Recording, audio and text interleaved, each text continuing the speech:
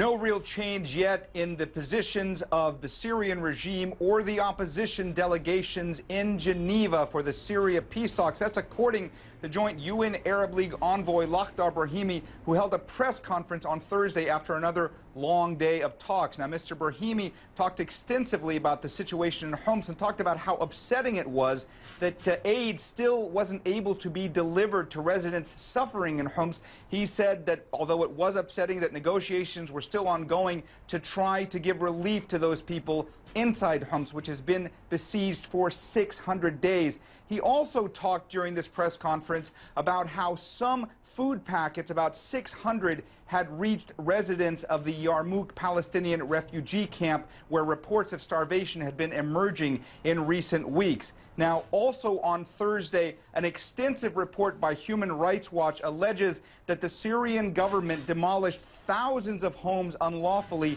in 1 year in strongholds of the opposition in Hama and Damascus. Now, the report contains satellite photos showing the level of destruction in Syria.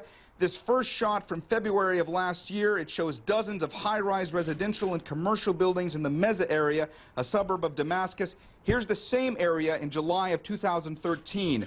Many of the buildings are now completely demolished. Here's a different neighborhood in Damascus from July 2012.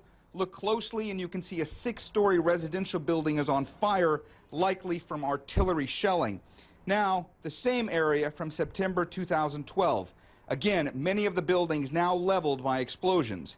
And here's a look at a neighborhood in the city of Hama from September 2012, and the same area just a month later. This satellite photo from October 2012. The neighborhood has been completely demolished. Now, Human Rights Watch says that pro-government media and some Syrian officials have stated that, in fact, this was some sort of urban planning scheme and that it was buildings that were not up to code that had been demolished. Human Rights Watch, though, states that it was only in opposition strongholds that these buildings were demolished and that this was unlawful.